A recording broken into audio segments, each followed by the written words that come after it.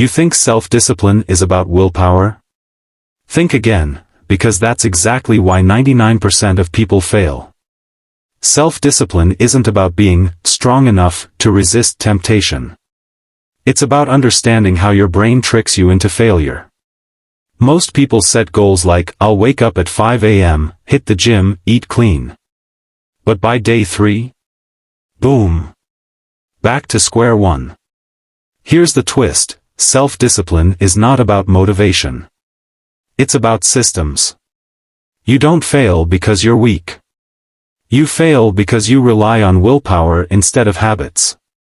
Think about it, do you force yourself to brush your teeth? No. It's automatic. That's the secret, turn discipline into autopilot. Studies show 45% of daily actions are habits, not decisions. Meaning? If you automate discipline, you eliminate failure. Pain point, you keep failing because your environment is set up against you. If your phone is next to your bed, guess what? You'll scroll instead of sleep. Solution, change your cues, not your willpower. Put the phone across the room. Sleep in gym clothes. Make discipline easier than failure.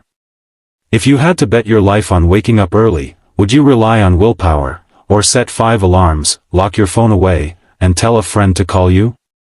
What if I told you self-discipline isn't hard, you're just doing it wrong? Fix your habits, and discipline becomes effortless. Want more hacks? Hit follow. I break self-improvement into actual results.